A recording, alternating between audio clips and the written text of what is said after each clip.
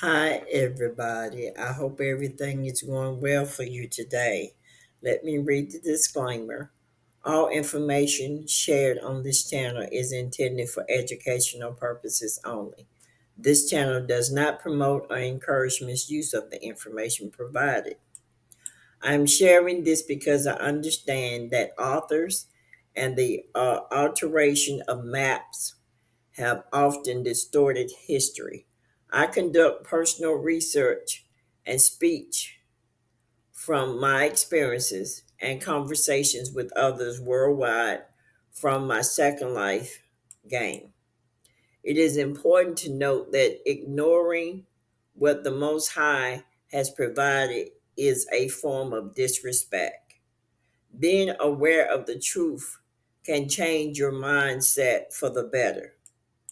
I use certain words or phrases to express my perspective, not to offend anyone. Please take what resonates with you and what does not resonate with you, put it on the shelf or throw it away. Now, this particular video is about upside down truth. America sits to the east, and we are the east of Eden. Now I'm questioning mental maps, cultural conditioning, and possibly even spiritual symbolization or symbolism. Now, the reason why I put this video together is because it has been brought to my attention that we are East.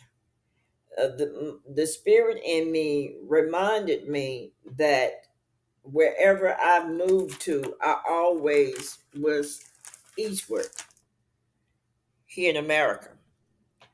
And it was brought to my attention by my spirit just today. So I said, well, let me go ahead on and put it together and put it in a video.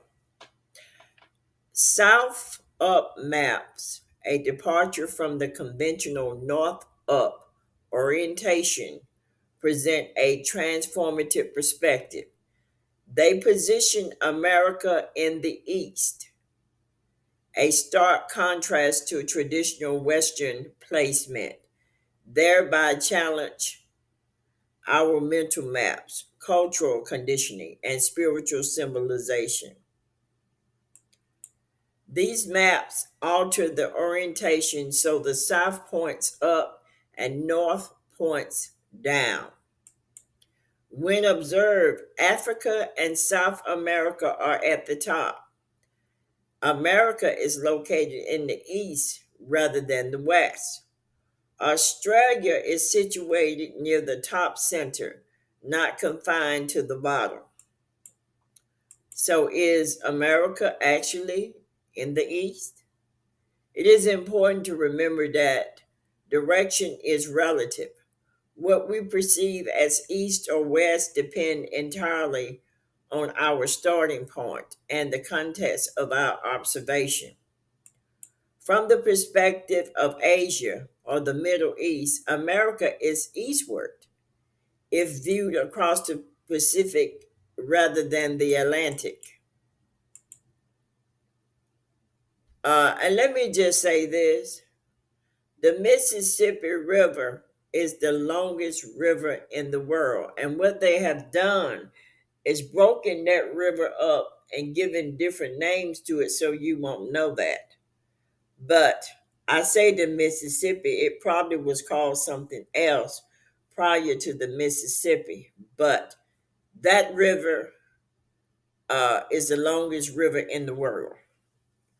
And guess where it's the longest? In America, and it goes in other parts of different countries. Now, most contemporary maps show that north at the top, the west on the left, and America as the west. However, this decision was made by European map makers, not an eternal or natural truth. Ancient maps, such as those from Babylon or early Islam, often had east where the sun rises at the top. linking spiritual awakening with direction. East was not just a direction, it symbolizes origin, enlightenment, and the presence of the Most High or the Great Mother and Father. Think Garden of Eden, rising sun, star in the east. It's right here, people, right here in America. What happens when we flip the map? South up map reposition America on the right in the east. From the viewpoint of Asia, Australia, and the Middle East, America lies to the east, particularly across the Pacific. This change to perspective shifts power. Suddenly, Africa and South America are on top. The bottom of the map is no longer considered beneath. This shift in perspective reminds us that our understanding of the world is heavily influenced by those who create the maps we use. It calls us to evaluate the sources of our knowledge critically and consider alternative viewpoint. Let's look at the spiritual and the symbolic reversal.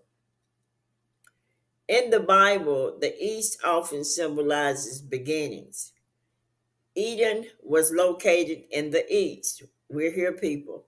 Since America is situated in the east, could that imply a spiritual realignment, a turn to origins, or even a reversal of influence? America is situated in the east. Could that imply a spiritual realignment, a return to origin, or even a reversal of influence? Could this symbolically place America as a national, a nation seeking its spiritual center rather than being the center? What if the true West represent wandering, which is moving through life without a clear destination, but with the intention of growth, learning, and self-discovery? And the real East signifies awakening. East, sunrises, awakening. The sun rises in the east, so the east is tied to light, clarity, rebirth, and the dawn of understanding across cultures. It is the place of the mind and spirit where one gains a higher perspective and sees truth. Spiritually, it is direction where self awareness is reborn, where the self begins to remember its path. The mental decolonization. This shift encourages us to decolonize our world view, cease perceiving Europe and America as the top or the center. Start thinking in a global, spiritual, and symbolic manner. What else in life have we only viewed from one perspective? America at a crossroad. Conclude with a powerful reflection. Perhaps it's not solely that the map that need to be turned, perhaps it's the heart. America finds itself in the east. Now it signifies a call to pursue wisdom, origins, humility, and alignment with truth. The times were upside down, and the truth is upside down. And only by flipping the map can we gain clarity. I pulled out Matthew 20:16. The last will be first, and the first will be last. Considering referencing MacArthur's upside down map or the Hobo-Dyer projection as symbolic illustration. This verse reflects a reversal of societal expectations, illustrating that those deemed lesser by human standards may find honor in the kingdom of the Most High. It emphasizes that humanity, love, and service outweigh outward achievements. MacArthur upside down map. The MacArthur map inverts the globe, placing the globe south, Africa, South America, and Australia at the top. This challenges biases that equate north with superiority. By flipping the map, it visualizes Matthew 20:16, honoring historically marginalizing nations. The Hobo-Dyer projection.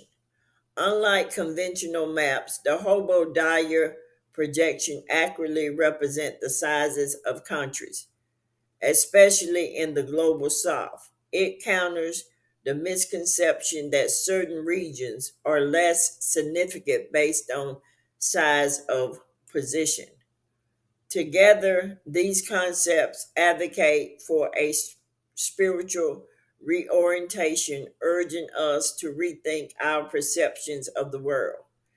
They remind us that our viewpoint is often distorted by ego and greed, encouraging restoration of balance and a fresh perspective on compassion, dignity, and truth.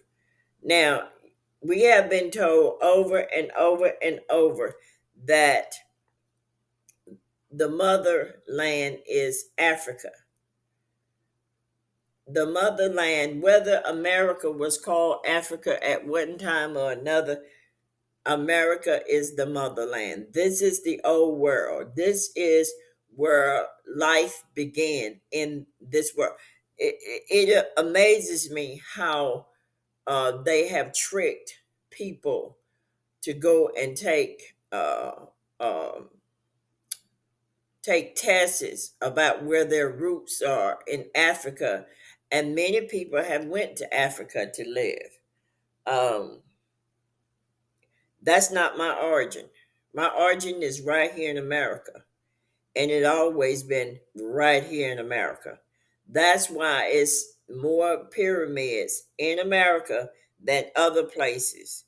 Many of the ones that you do see are man-made. Uh, the other pyramids, like the Stone Mountain and the Grand Canyon, was not made by man. Okay, so we need to revisit, because those that make a place superior, that means spiritually they are superior. That's why it's important. Your thinking is the manifester. If you think that Africa was the motherland, then that's going to raise the point of these people being superior. They're not superior. The place of birth is America. America is the motherland. Okay? So I just wanted to bring it to your attention. You can go and your do what you do. But just keep in mind, when you're doing what you're doing, you have to lift yourself up out of the old way of thinking in order to understand the new. You know, there's a scripture that says you can't put new wine in old skin, and you can't put newness into your thought process when you're constantly drumming up the old way of thinking. It's just not gonna work, because you didn't give room for the newness. So until the next time, good people, take care.